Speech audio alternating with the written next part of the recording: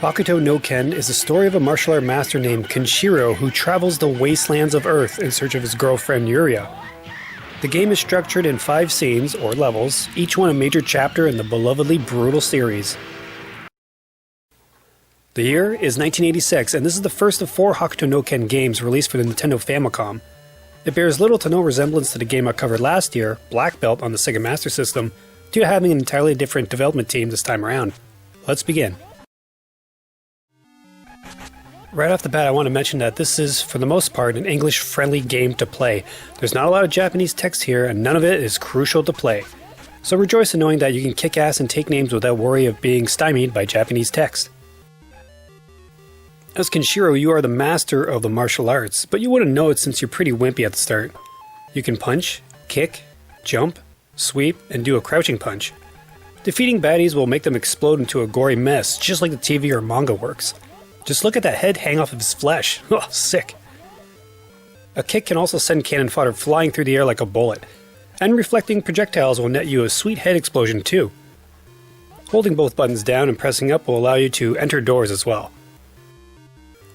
Overall, for an 8-bit game, I think it captures the brutality of the show pretty well. What do you guys think? Traveling along the wastelands, you'll encounter pink enemies that, when defeated by a punch, will give you a star power-up. You can gather up to 7 of them, signified by your shirt exploding off of you, revealing your massive muscles that will make Conan jealous.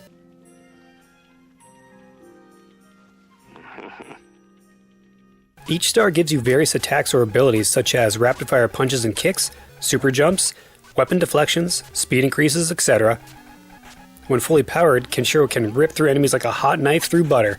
However, this isn't necessarily a free pass. The levels are filled to the brim with psychos that want to mount your head on their wall, and a plethora of problematic projectiles that can easily sap your energy if you're not careful. Come to think of it, any damage you've sustained throughout the level carries over to the next. This is actually one of my main qualms with the game because when you die, you lose all your stars and good luck trying to power back up later on. If that wasn't enough, you only get 3 lives per game and no continues. And those last levels are littered with flying enemies and objects dead set on killing off Kenshiro. You'll fight through ruined towers, dark hideouts, temples, and even deserts with pyramids in the background, and each one is a mini labyrinth that must be traveled through in a specific order. Fortunately, your friends Bat and Lid will help guide you through into the right areas, but this is not always true for the last few stages. Even they get confused. I kinda wish this was more of a linear experience. I'm not too crazy for maze puzzles in my game, but with the exception of the final stage, it's not too bad. Being an early Famicom game, the music isn't too bad either. Mind you, this is no Technos or Sunsoft tracks, but it gives off a post-apocalyptic vibe that fits the game nicely. Take a listen.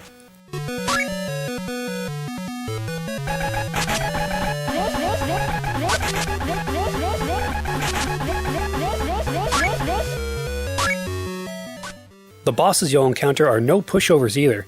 You got the giant martial art killer Heart, who charges at you like a sumo. Shin, the agile rival of Ken that cuts opponents to ribbons. Jaggy, a deranged half-brother of Ken who uses projectile attacks.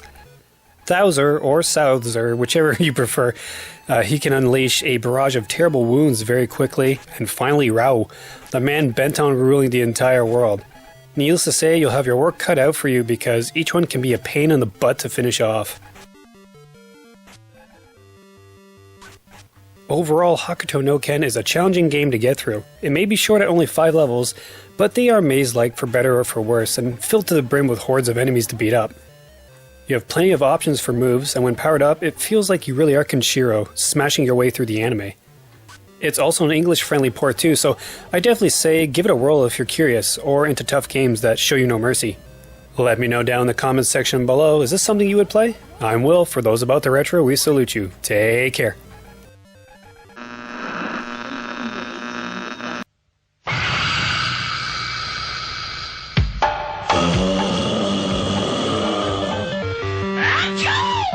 Hokutoの剣がファミコンになった。画面いっぱいに飛び回るケンシロウ。北斗千十回剣無双転生。君にも北斗神拳が使えるぞ。ラオウ、お前が天を握ることはない。8月10日東映動画より新発売。